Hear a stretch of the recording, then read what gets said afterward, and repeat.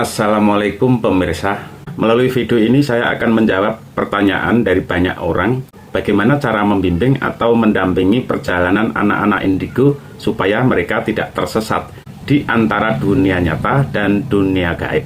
Sejak saya mengunggah video-video yang mengungkap fenomena indigo, baik di channel YouTube Belajar Rahasia Cakra Nusantara, di akun TikTok Mbah Priyo Demak, maupun di channel YouTube Punjer Wali Songo, itu banyak yang menanyakan bagaimana cara membimbing atau mendampingi perjalanan anak-anak mereka yang indigo supaya tidak tersesat di antara dunia nyata dan dunia gaib. Banyak pula yang datang ke rumah khusus menanyakan hal tersebut. Simak video ini hingga selesai supaya menemukan kepahaman, dan kepahaman itu semoga bermanfaat. Fenomena anak indigo itu sebenarnya muncul baru pada tahun 1970-an. Orang pertama yang menyebut istilah indigo, seorang tokoh clairvoyant atau peramal spiritual bernama Nancy Antep. Ia menyatakan bahwa mulai tahun itu, 1970-an, banyak anak yang memiliki aura diri berwarna indigo, yaitu warna biru, nila, keunguan. Warna aura indigo ini diasosiasikan dengan intuisi, spiritualitas tinggi, dan kemampuan batin psikis. Mengenai hal ini saya jelaskan bahwa ada 7 cakra utama dalam tubuh manusia, dalam diri manusia, yang perlu dirawat, dijaga, diselaraskan perkembangannya. Yang pertama cakra akar. Cakra akar atau cakra dasar letaknya di tulang ekor. Itu berwarna merah. Kalau terbuka normal sempurna berwarna merah terang. Kemudian di atas cakra akar yaitu cakra sakral atau cakra kemaluan. Letaknya di kemaluan laki-laki maupun perempuan. Kalau cakra sakral atau cakra kemaluan ini terbuka normal sempurna, warnanya jingga cerah. Kemudian cakra berikutnya di atas cakra sakral atau cakra kemaluan adalah cakra solar plexus. Cakra solar plexus yaitu di atas pusar, 2 jari di atas pusar. Kalau cakra solar plexus ini terbuka normal sempurna, seseorang akan memiliki warna aura kuning cerah. Selanjutnya, di atas cakra solar plexus ada cakra jantung atau anahata. Cakra jantung disebut juga cakra divya atau cakra kasih sayang. Ketika cakra jantung atau cakra anahata atau disebut juga cakra divya atau cakra kasih sayang itu terbuka normal sempurna, maka aura diri orang tersebut berwarna hijau cerah. Di atas cakra jantung ada cakra tenggorokan. Di sini letaknya. Cakra tenggorokan disebut juga cakra visuddha atau disebut juga cakra wicara. Ketika cakra tenggorokan ini terbuka normal sempurna, maka aura dirinya berwarna biru cerah. Kemudian di atas cakra tenggorokan adalah cakra ajna atau disebut juga cakra mata ketiga. Ketika cakra ajna ini terbuka normal sempurna, maka orang itu aura dirinya berwarna indigo, yaitu warna biru, nila, keunguan. Dari sinilah Nancy Antep menyebut istilah indigo, yaitu istilah untuk orang-orang yang sudah memiliki aura berwarna indigo. Warna indigo itu warna biru, nila, keunguan. Ciri-ciri umum seorang indigo. Ini ada beberapa ya yang bisa saya sebutkan berdasarkan pengalaman selama lebih kurang 18 tahun saya mengasuh anak-anak indigo berjumlah 40 orang dari berbagai tipe indigo. Ciri-ciri umum seorang indigo: 1. Intuisinya sangat tajam. Dia bisa merasakan hal-hal sebelum terjadi, dan inilah yang disebut prekognisi. Yang kedua, peka terhadap energi dan emosi orang lain. Empatinya sangat tinggi. Yang ketiga, mampu berkomunikasi dengan makhluk halus atau melihat dimensi lain. Yang keempat, suka bertanya hal-hal spiritual, merasa berbeda dari orang lain sejak kecil. Yang kelima, kadang seorang indigo itu tidak cocok dengan sistem sosial atau pendidikan umum karena merasa tidak nyambung. Yang keenam, seorang indigo pada umumnya memiliki empati yang tinggi, perasa ekstrim, bisa menyerap emosi dan energi orang lain. Inilah yang orang-orang lain, para pakar indigo lain, menyebutnya sebagai tipe indigo empat. Tetapi dalam kajian saya ini, tipe indigo empat tidak saya masukkan ke tipe-tipe indigo yang 8, karena menurut pengamatan saya, setiap tipe indigo itu memiliki kepekaan empati yang tinggi. Karena hampir setiap tipe indigo itu memiliki kepekaan empati yang tinggi, maka tipe indigo 4 tidak saya masukkan ke tipe-tipe indigo. Saya tetap menggunakan tipe-tipe indigo ada 8. Ciri umum berikutnya seorang indigo, beberapa dari mereka itu memiliki kemampuan telepati, bisa melihat aura atau mimpi-mimpi yang profetik. Mimpi profetik itu adalah mimpi yang mengandung pesan atau penglihatan tentang peristiwa yang akan datang dan kemudian benar-benar terjadi di dunia nyata, persis atau sangat mendekati isi mimpinya. Mimpi profetik ini bagi sebagian orang bisa dianggap sebagai bentuk wahyu non-nabawi atau ilham batin yang bersumber dari dimensi spiritual yang tinggi. Dalam Islam disebut alam malakut atau alam jabarut. Itu ciri-ciri umum indigo. Selanjutnya tipe-tipe indigo itu ada 8 ya. 8 tipe indigo yang saya kenali berdasarkan pengalaman membimbing 40 anak indigo. Adapun ke-8 tipe indigo itu, yang pertama indigo visioner. Dia bisa melihat masa depan dan peristiwa sebelum terjadi. Yang kedua tipe indigo healer. Dia punya energi penyembuhan alami, cocok jadi tabib spiritual. Yang ketiga tipe indigo warrior. Dia punya naluri kuat, melindungi yang lemah, cocok jadi pemimpin dan penjaga nilai-nilai leluhur. Yang keempat tipe indigo interdimensi. Dia bisa komunikasi dengan makhluk halus dan arwah leluhur. Yang kelima tipe indigo komunikator. Ibarat kata, indigo komunikator ini disebut sang penyampai pesan dari dimensi lain. Mereka bukan sekadar berbicara, tetapi mereka menyampaikan pesan dari alam tak kasat mata.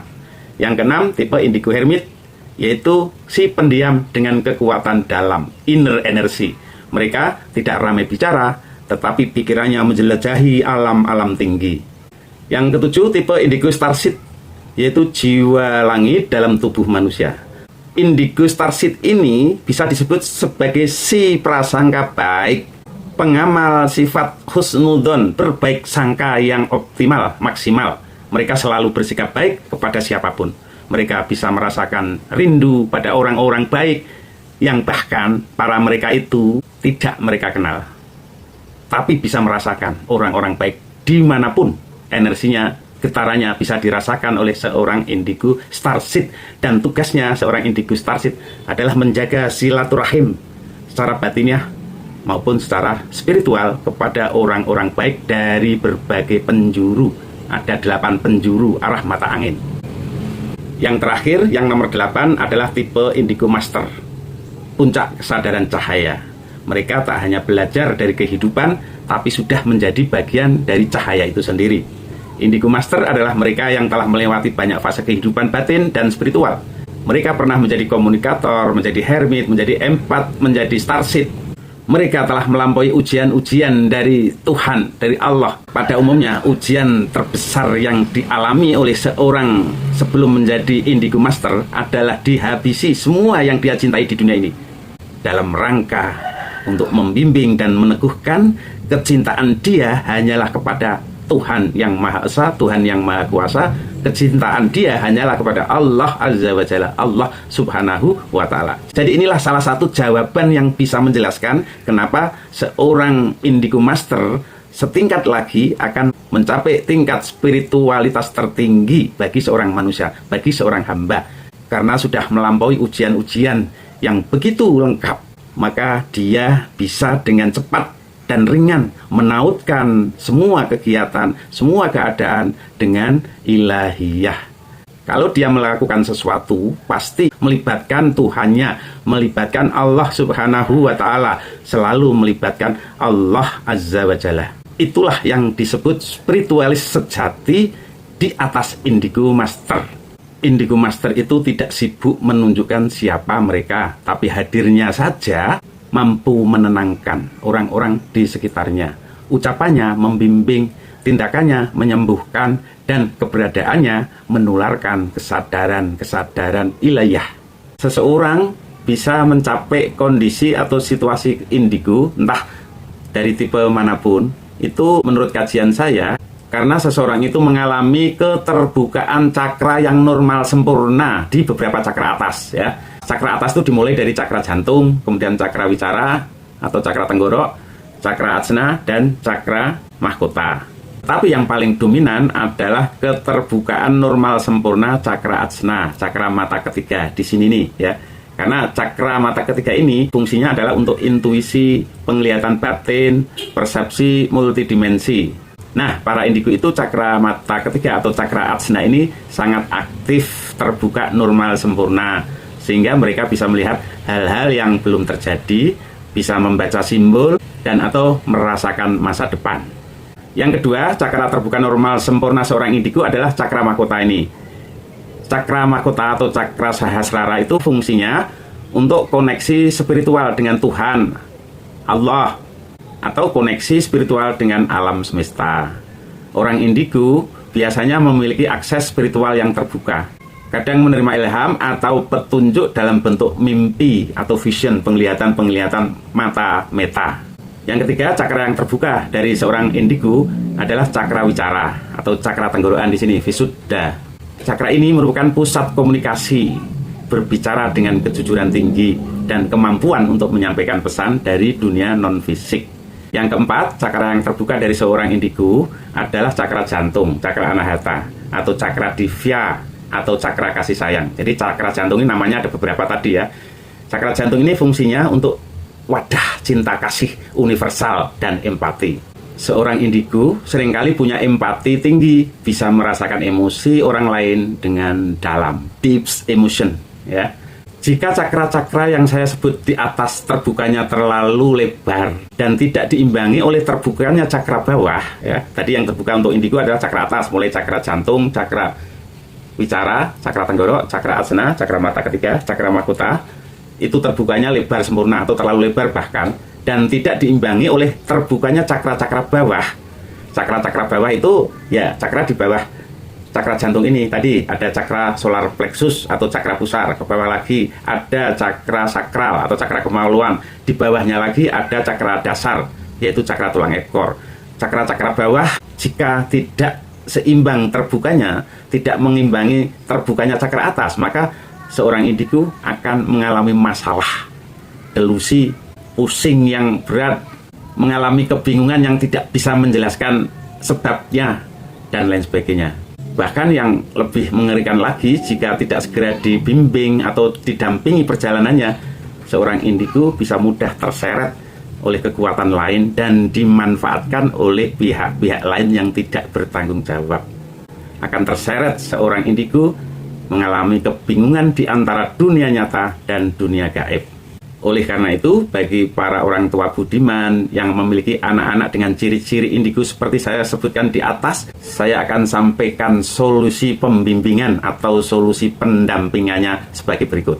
Solusi bimbingan atau pendampingan bagi anak-anak indigo yang pertama adalah upayakan untuk menyelaraskan keterbukaan perkembangan cakra-cakra bawah mengimbangi terbukanya cakra-cakra atas, yaitu dengan cara yang paling alami adalah mandi air garam secara rutin.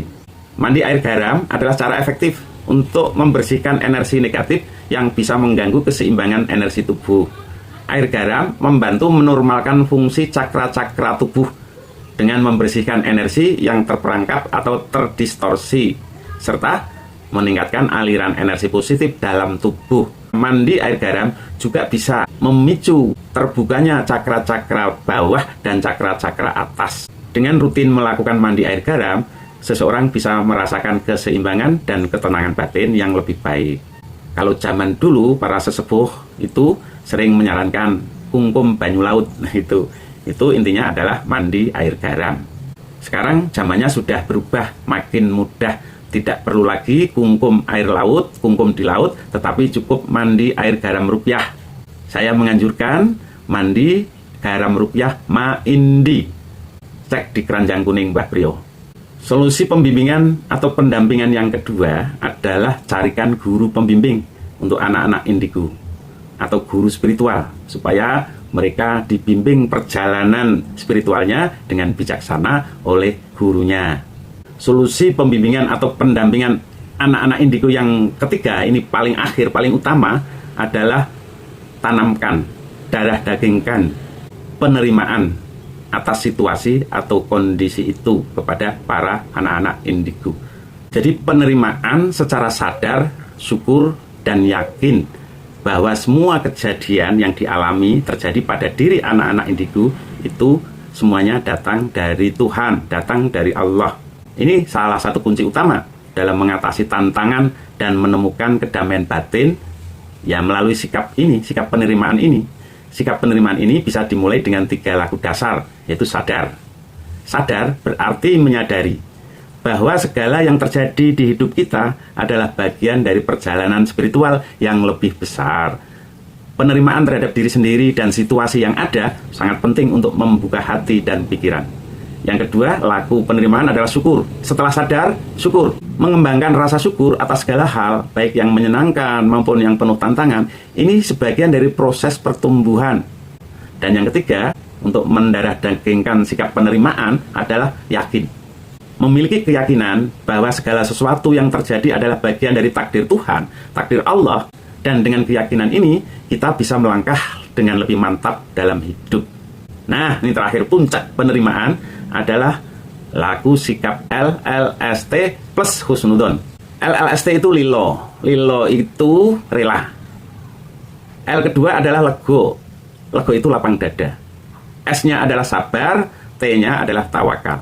Melalui sikap laku LLST ini, kita belajar untuk menerima segala sesuatu dengan lapang dada, melepaskan yang tidak perlu, sabar dalam menghadapi cobaan, dan tawakal sepenuhnya kepada Allah, kepada Tuhan yang Maha Esa, Tuhan yang Maha Kuasa, Allah Azza wa Jalla.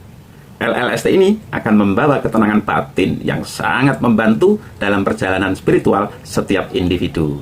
Dan puncaknya, laku LLST harus didasari sikap husnudon, berbaik sangka kepada Allah, berbaik sangka kepada Tuhan, berbaik sangka kepada Allah yang Maha Baik, berbaik sangka kepada Tuhan yang Maha Baik. Ini, sikap berbaik sangka kepada Tuhan adalah kunci untuk mencapai kedamaian hati. Dengan selalu menjaga husnudon, kita meyakini bahwa segala kejadian, baik atau buruk, adalah bagian dari rencana terbaik Tuhan untuk kita. Dengan pemahaman ini, insya Allah, pembimbingan bagi anak-anak kita yang indigo dari tipe manapun akan menjadi lebih lengkap dan dapat menjadi panduan dalam menghadapi tantangan spiritual maupun kehidupan sehari-hari. Terima kasih telah menyimak, semoga bermanfaat. Wassalamualaikum warahmatullahi wabarakatuh.